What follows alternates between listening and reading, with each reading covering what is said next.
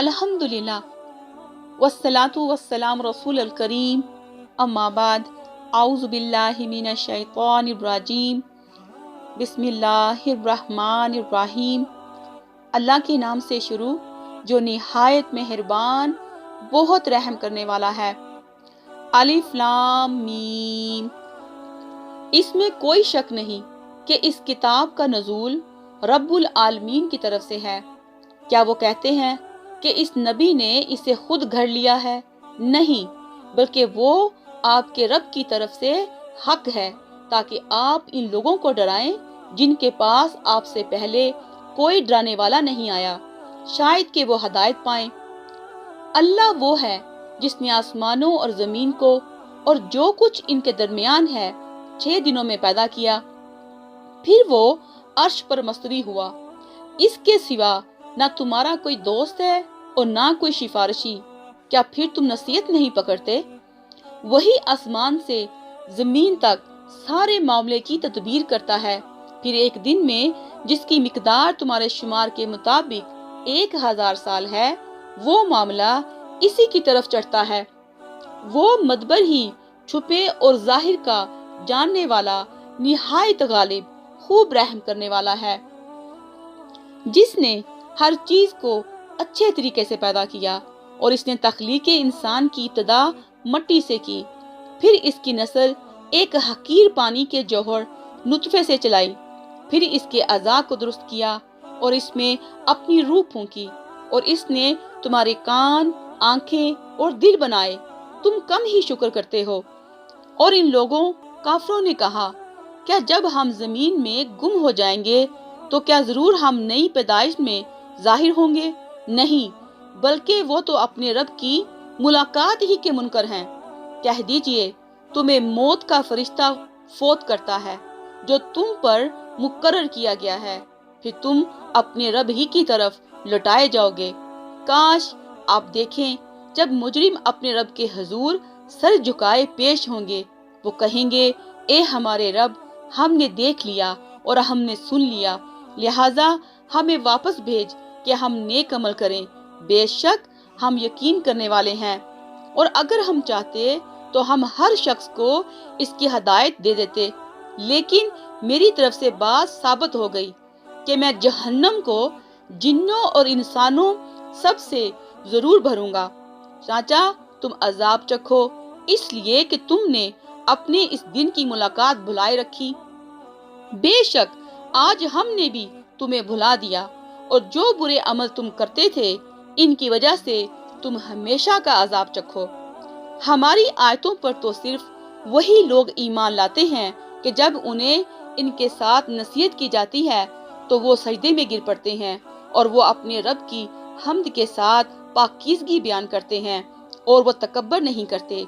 इनके पहलू बिस्तरों से अलग रहते हैं और वो अपने रब को खौफ और उम्मीद से पुकारते हैं और जो हमने उन्हें रिज्क दिया है इसमें से वो खर्च करते हैं।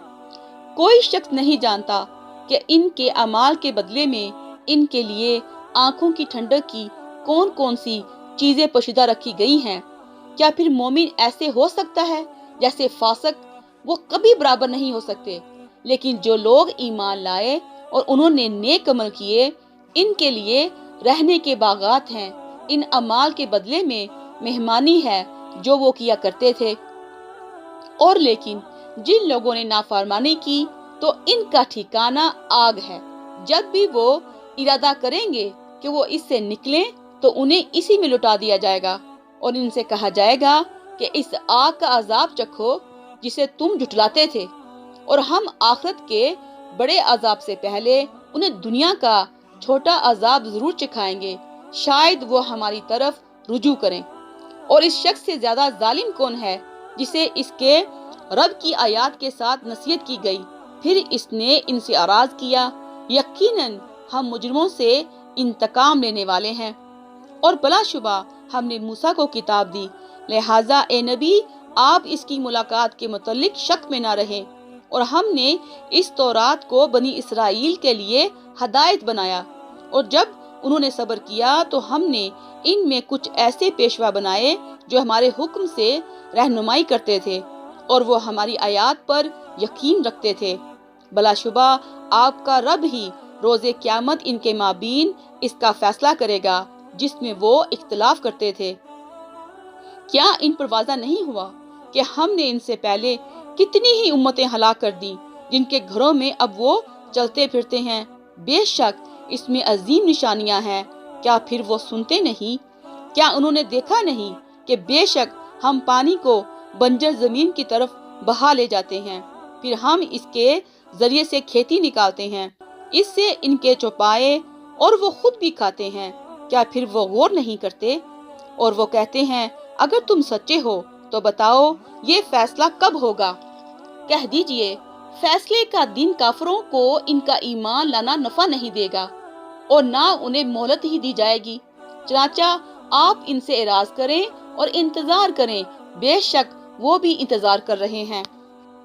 آیت نمبر 15۔